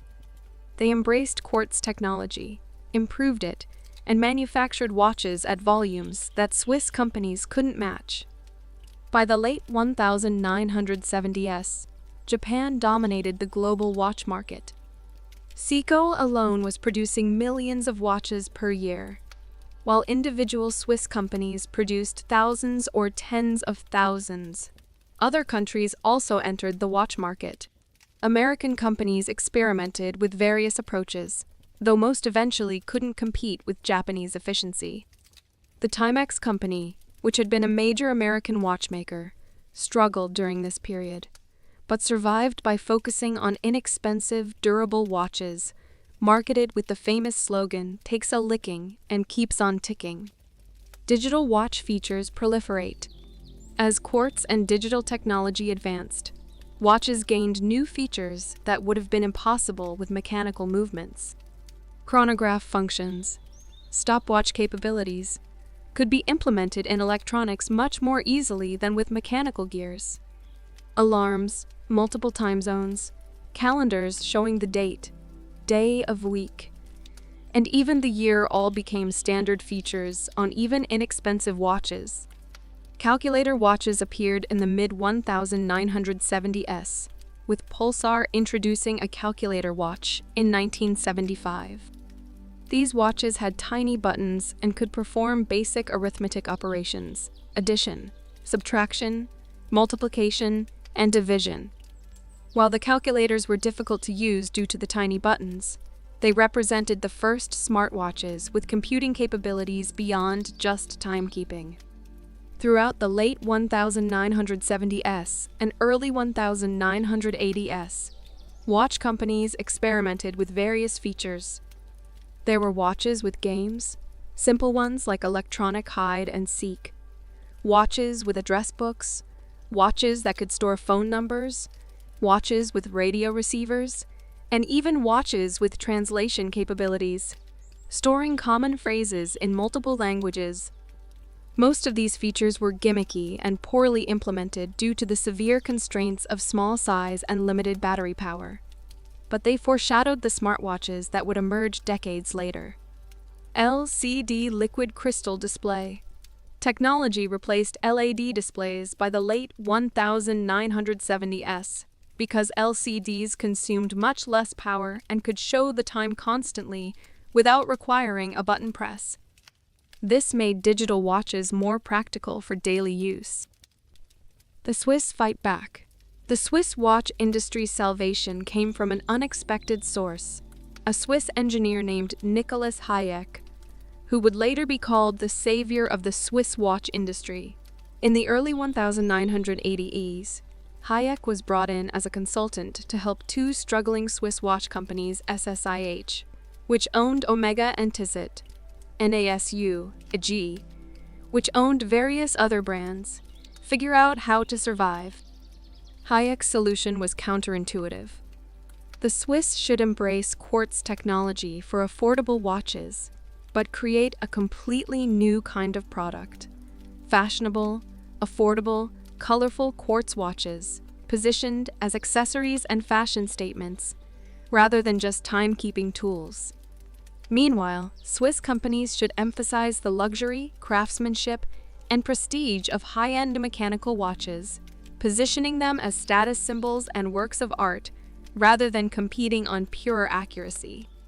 This strategy led to the creation of the Swatch, Swiss watch, in 1983. Swatch watches were revolutionary. They were made with very few parts, only 51 components compared to 100+ in traditional watches, manufactured mostly by automated processes, available in countless colorful and artistic designs, and sold at affordable prices. But they were Swiss-made, which carried cachet, and they were marketed as fun fashion accessories that people could collect and coordinate with their outfit. Swatch was an enormous success. The company sold over 1 million watches in its first year, and went on to sell hundreds of millions of watches over the following decades. The profits from Swatch helped stabilize the Swiss watch industry and funded the preservation of traditional Swiss watchmaking expertise. Chapter 9: Atomic Precision and the Redefinition of Time. While the watch industry was being transformed by quartz technology, scientists were pushing timekeeping accuracy to extraordinary levels. How accurate does a clock need to be? For daily life, even a cheap quartz watch that gains or loses a few seconds per month is more than adequate. But for science, navigation, and telecommunications, even greater precision was required. The answer came from atomic clocks, which use the vibrations of atoms themselves as their timekeeping element. The concept dates back to 1945, when American physicist Isidore Rabi, who had worked on radar during World War I, suggested that the precise frequencies of atomic transitions could be used to regulate clocks with unprecedented accuracy. The first atomic clock was built in 1949 by Harold Lyons and his team at the National Bureau of Standards, now NIST, in the United States. This clock used ammonia molecules and was more accurate than previous quartz clocks, though it was still a laboratory prototype rather than a practical timekeeping device. The cesium standard. The breakthrough came in 1955, when British physicist Louis Essen, working at the National Physical Laboratory in Teddington, England, built the first practical cesium atomic clock. This clock used cesium-133 atoms, which, when bombarded with microwaves at precisely the right frequency, 9,192,631,770 Hz, transition between two specific energy states. By tuning the microwave frequency until the maximum number of cesium atoms made this transition, the clock could maintain an incredibly stable and precise frequency. Essen's cesium clock was accurate to about 1 second in 300 years, accuracy far beyond anything possible with mechanical or even quartz timekeeping. This was precision that opened up new possibilities in science, navigation, and telecommunications. The significance of cesium atomic clocks became so profound that in 1967, the international scientific community redefined the second itself. Previously, the second had been defined as 1/86,400 of a mean solar day. 24 hours, 60 minutes, 60 seconds equals 86,400 seconds. But Earth's rotation isn't perfectly constant. It varies slightly due to tidal effects, geological changes, and other factors. For the highest precision applications, astronomically defined time wasn't good enough. The new definition of the second, which remains the international standard today, is the duration of 9,192,631,770 periods of the radiation corresponding to the transition between the two hyperfine levels of the ground state of the cesium-133 atom. This mouthful means that a second is now defined by the number of oscillations of cesium atoms under specific conditions, a definition that can be reproduced in any properly equipped laboratory, anywhere in the world, or universe, for that matter. This was a remarkable moment in the history of timekeeping. For thousands of years, time had been defined by astronomical observations, the rotation of the Earth, the orbit of the Moon, the Earth's orbit around the Sun. Now, time was defined by the properties of matter itself, by the quantum mechanical behavior of atoms. We had moved from measuring time by looking up at the sky to measuring it by looking into the heart of matter. GPS and satellite navigation. One of the most important applications of atomic clocks is the Global Positioning System, GPS. GPS, developed by the U.S. Department of Defense and made fully operational in 1995. Though initial satellites were launched in the 1970s, depends entirely on extremely accurate timekeeping. Here's how GPS works. A constellation of satellites orbits Earth, each carrying multiple atomic clocks. Each satellite continuously broadcasts its position and the precise time according to its atomic clocks. A GPS receiver, like the one in your smartphone, picks up signals from multiple satellites. By measuring how long the radio signal takes to reach the receiver from each satellite, and knowing that radio waves travel at the speed of light, the receiver can calculate its distance from each satellite. With distances from at least 4 satellites, the receiver can determine its exact position on Earth through a mathematical process called trilateration. This is why every GPS satellite carries multiple atomic clocks, usually rubidium atomic clocks, with some also carrying more accurate cesium or hydrogen maser clocks. The GPS system wouldn't work without atomic clock precision. Our modern world, with its reliance on GPS for everything from navigation apps, to emergency services, to precision agriculture, to international banking timestamps, depends fundamentally on our ability to measure time with atomic accuracy. Network timing and the internet. Accurate timekeeping is also critical for modern telecommunications and computer networks. The internet, which we often think of as a spatial network connecting computers around the world, is also fundamentally a temporal system requiring precise synchronization. When you load a web page, your computer makes dozens or hundreds of requests to various servers, which may be located on different continents. The servers need to coordinate their responses. Financial transactions require precise timestamps to determine the order of events critical for stock exchanges, where milliseconds can mean millions of dollars. Mobile phone networks need to keep their cell towers synchronized. Data centers synchronize their servers to coordinate operations and maintain records. For these applications, computers use the Network Time Protocol, NTP, which synchronizes clocks across the internet to within milliseconds of coordinated universal time. UTC. For higher precision applications, GPS time signals provide nanosecond-level accuracy.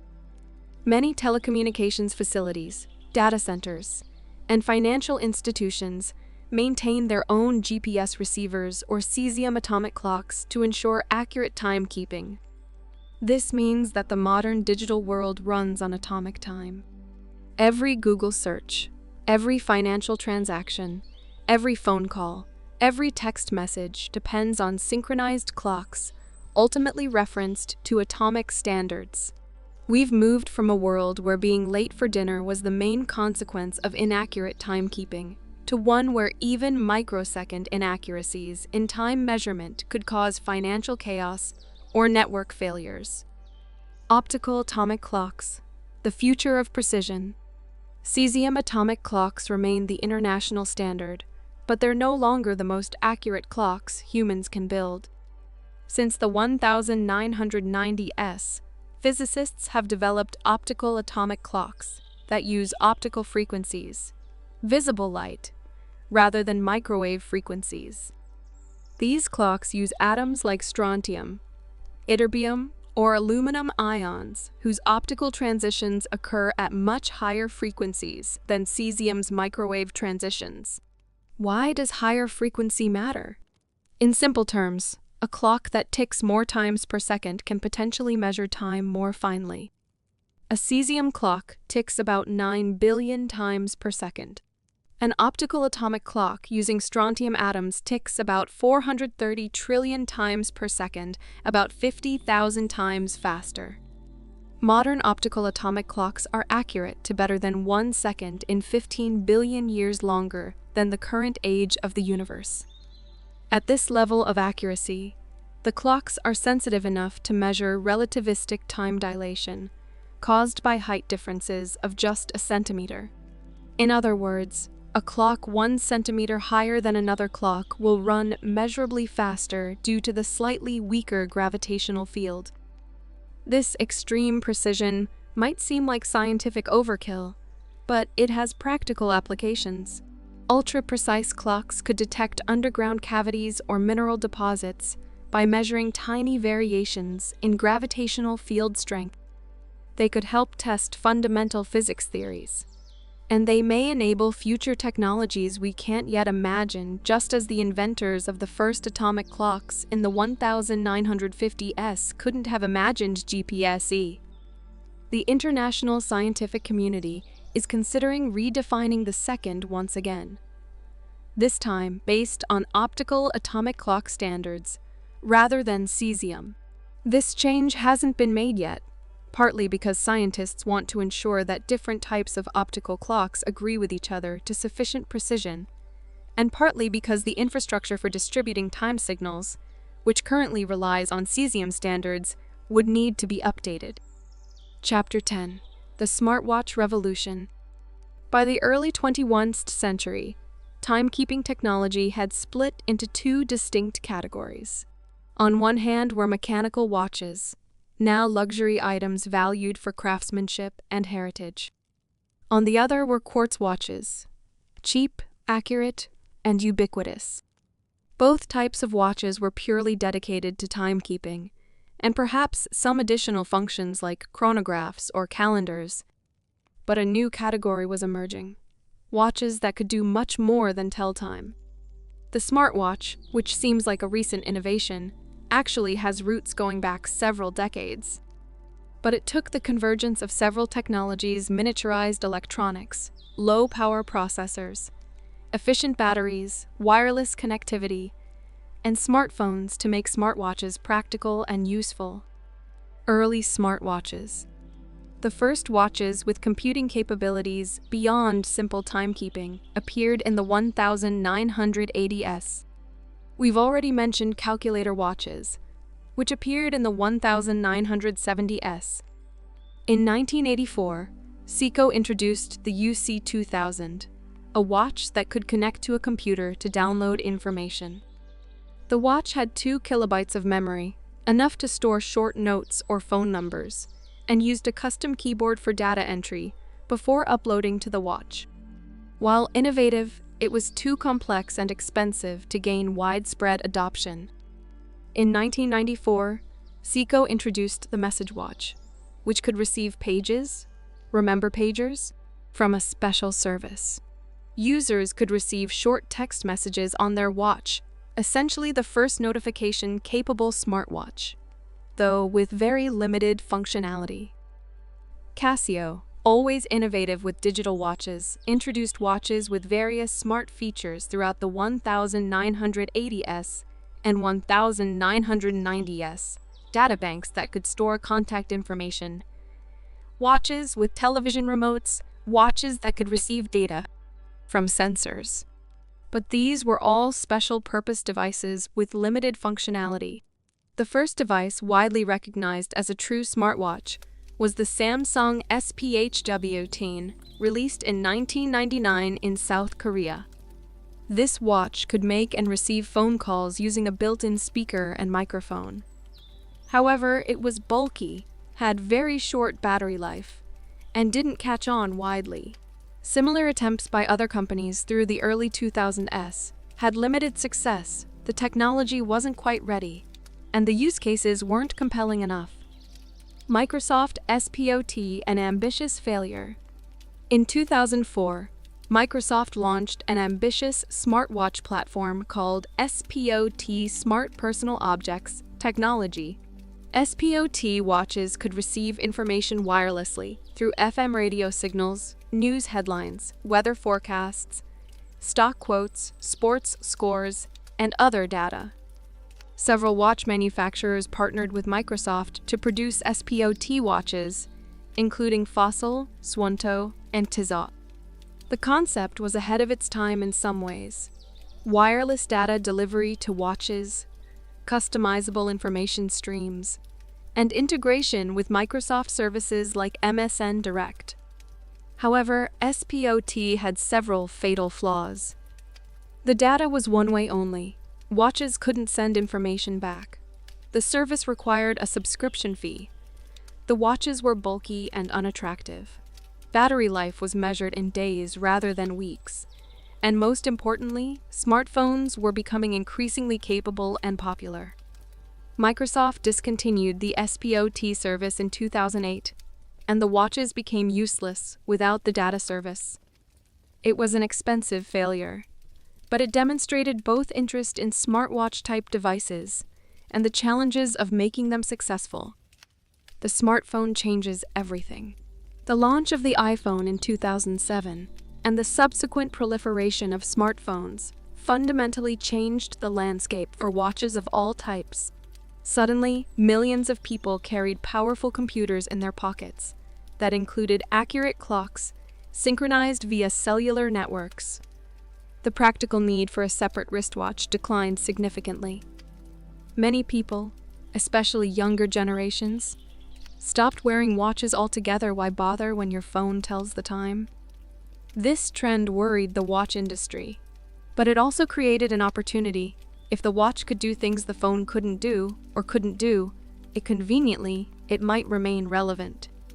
The answer was to make the watch a companion device to the smartphone, extending the phone's capabilities to the wrist. Pebble, the crowdfunding success. The modern smartwatch era truly began with Pebble, a smartwatch project launched on Kickstarter, a crowdfunding platform in 2012. Pebble's concept was simple. Create a watch with an e-paper display, like a Kindle e-reader that could show notifications from a paired smartphone, control music playback, and run simple apps. The e-paper display meant excellent outdoor visibility and multi-day battery life, important advantages over previous smartwatch attempts. The Pebble Kickstarter campaign became one of the most successful crowdfunding projects ever, raising over $10 million from more than 68,000 backers who believed in the concept. When Pebble watches shipped in 2013, they proved that there was real demand for smartwatches done right. The watches were practical, fun, and useful. They let users see incoming calls, text messages, and other notifications without pulling out their phones, a surprisingly valuable convenience. Pebble's success demonstrated the smartwatch market potential and inspired larger companies to take the category seriously. Unfortunately for Pebble, they were a small startup competing against technology giants with vastly more resources. Pebble struggled to compete and eventually sold to Fitbit in 2016, with the Pebble product line being discontinued. Samsung and Google enter the market. Samsung, a major electronics company, launched its first smartwatch, the Galaxy Gear, in 2013.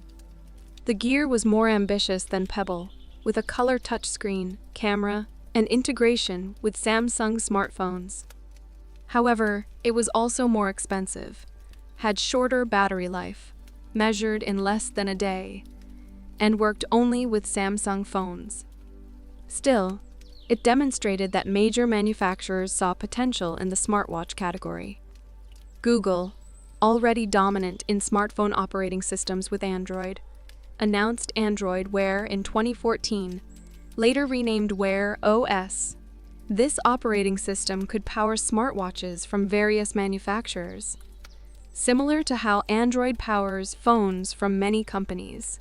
Several manufacturers launched Android Wear watches, including Motorola, Moto 360, LG, and Asus. These early Android Wear watches had mixed success. They offered extensive functionality: Google Now, a voice assistant, Google Maps navigation on your wrist, extensive notification support, and thousands of apps. However, they also had significant drawbacks: poor battery life, often less than a day, reliance on their paired smartphone for most functions, limited fitness tracking capabilities, and sometimes laggy performance. Apple Watch, the category-defining device. The smartwatch category truly went mainstream with the Apple Watch, announced in September 2014 and released in April 2015. Apple, which had revolutionized smartphones with the iPhone and tablets with the iPad, brought its design philosophy and ecosystem integration to watches. The first Apple Watch had a rectangular face with a high-resolution touchscreen, a digital crown for navigation, echoing traditional watch design, extensive fitness tracking capabilities, and deep integration with the iPhone.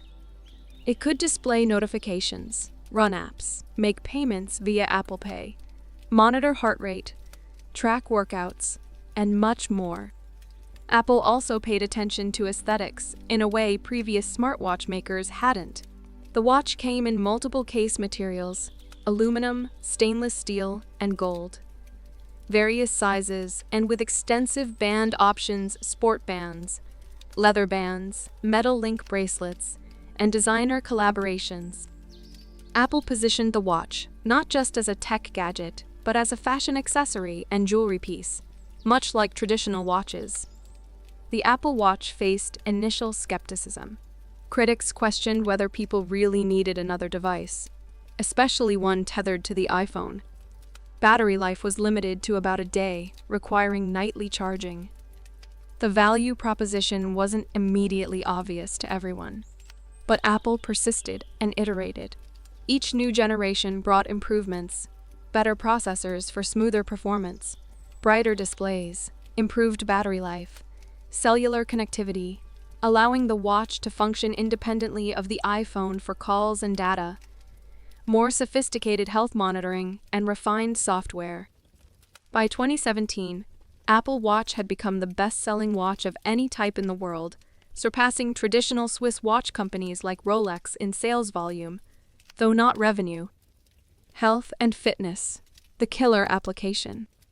As smartwatches evolved, health and fitness tracking emerged as their most compelling feature. While telling time and showing notifications were useful, monitoring health provided unique value that smartphones couldn't match. A watch worn continuously on the wrist can collect data that a phone in your pocket cannot: heart rate throughout the day, sleep patterns, step counts with high accuracy, and more. Apple Watch introduced features like heart rate monitoring, ECG electrocardiogram capabilities, fall detection for elderly users, irregular heart rhythm notifications, and blood oxygen monitoring. These features weren't just gadgets, they had real health implications. There are documented cases of Apple Watch alerting users to serious heart conditions, like atrial fibrillation, potentially saving lives by prompting them to seek medical care. Other smartwatch manufacturers followed suit. Samsung's Galaxy Watch added blood pressure monitoring and body composition analysis. Fitbit, acquired by Google in 2021, specialized in fitness tracking, with detailed metrics for workouts, sleep quality, stress levels, and more. Garmin focused on serious athletes with advanced training metrics, detailed workout analysis, and multi-sport tracking. The COVID-19 pandemic accelerated interest in health monitoring. Studies explored whether smartwatches could detect COVID-19 infections early by monitoring heart rate variability, blood oxygen levels, and other metrics. While not diagnostic tools, smartwatches contributed to health awareness and early symptom detection. The smartwatch ecosystem today. As of 2024-2025, the smartwatch market is diverse and mature. The major players include Apple Watch dominates the premium smartwatch segment with deep iOS integration, extensive health features, large app ecosystem, and strong brand appeal. However, it only works with iPhones, limiting its potential market. Samsung Galaxy Watch, the leading alternative for Android users, featuring Samsung's Tizen OS later replaced with Wear OS in partnership with Google, comprehensive health tracking, and compatibility with Android phones. Google's Wear OS powers various smartwatches from different manufacturers including Fossil, TicWatch, and others.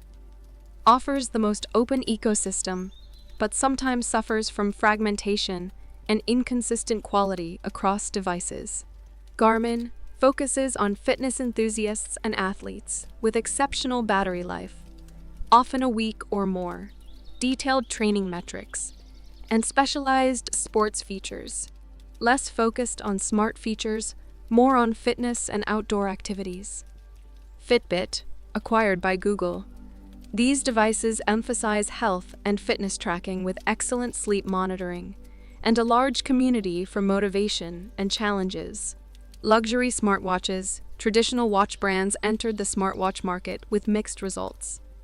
Heuer, Montblanc, and Louis Vuitton released luxury smartwatches combining traditional design aesthetics with smart features, targeting consumers who want both prestige and functionality. Smartwatch capabilities have expanded far beyond initial expectations.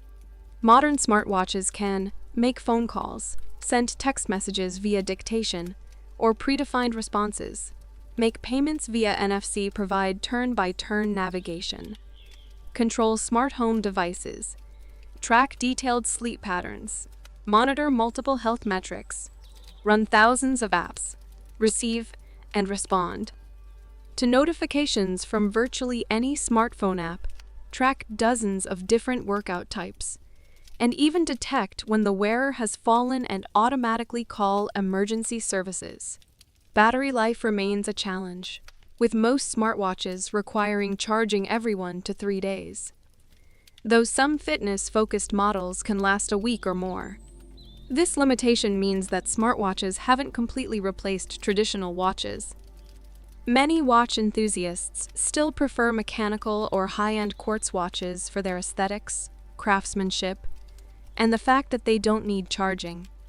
Some people wear traditional watches for formal occasions and smartwatches for fitness and casual use. The philosophy of time measurement. As we conclude this journey through timekeeping history, it's worth reflecting on what all this technology means philosophically. Time itself is one of the universe's fundamental dimensions, intimately connected with space in Einstein's space-time.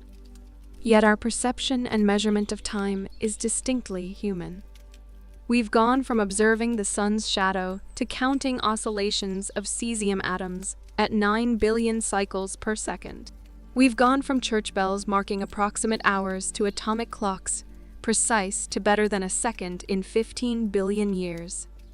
We've gone from each village keeping its own local time to a globally synchronized system that coordinates activities across the planet. This progression represents more than just technological advancement.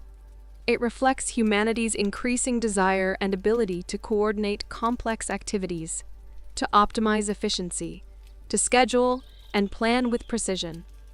It has enabled tremendous progress, precise navigation enabling global trade, synchronized communications networks, scientific measurements revealing the universe's secrets, and countless other achievements. But it has also created pressures and constraints. The natural rhythms of day and night, of seasons, of biological needs, these have been overlaid with artificial schedules dictated by clocks. We speak of time poverty despite having more time-saving devices than ever. We feel rushed despite being able to coordinate our activities with unprecedented precision. Perhaps the lesson is that timekeeping technology is a tool, neither inherently good nor bad, but dependent on how we use it. The ability to measure time precisely enables cooperation and achievement. But wisdom lies in knowing when to follow the clock, and when to ignore it, when to schedule tightly, and when to allow flexibility, when to rush and when to rest. Conclusion: from shadows to smartwatches. Our journey has taken us from ancient Egypt, where priests noticed the pattern of shadows cast by an obelisk, through thousands of years of innovation, water flowing through carefully calibrated containers, mechanical gears driven by falling weights, or coiled springs, pendulums swinging with mathematics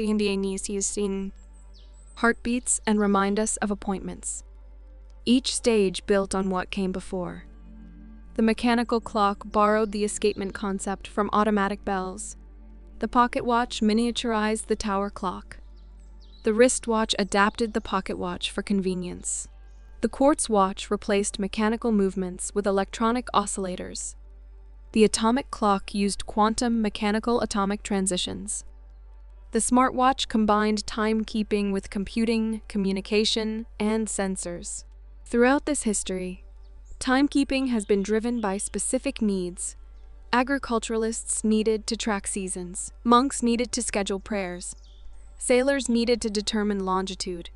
Scientists needed precision for measurements. And modern society needs coordination across global networks. Each need drove innovation, and each innovation changed how humans related to time. Today, time is simultaneously ever-present and increasingly abstract. We're surrounded by time displays, yet many of us rarely think about the sun's position or the stars' movement. We know the precise time to the second, synchronized globally via atomic clocks and network protocols. Yet we often feel we don't have enough time. We've mastered measuring time, but perhaps not mastering how we use it. The story of timekeeping is ultimately a story about human ingenuity and our relationship with one of the universe's fundamental dimensions. From shadows to smartwatches, we've continually sought better ways to measure, coordinate, and understand time. As we look to the future, new technologies will undoubtedly emerge, continuing this ancient quest to capture and comprehend something that flows constantly, invisibly, and unstoppably carrying all of us forward from moment to moment, from past through present toward an unknown future. The sun still casts shadows, as it did when ancient priests first noticed the pattern those thousands of years ago. But now we measure those shadows' movement with atomic precision, display it on glowing screens, and use it to coordinate activities across the planet. We've come remarkably far in our quest to understand and measure time. Yet, in another sense, we're still doing what humans have always done, trying to make sense of the invisible current that carries us through our lives, marking its passage so we can navigate our journey from birth to death with purpose, coordination, and meaning. Time, as always, marches on.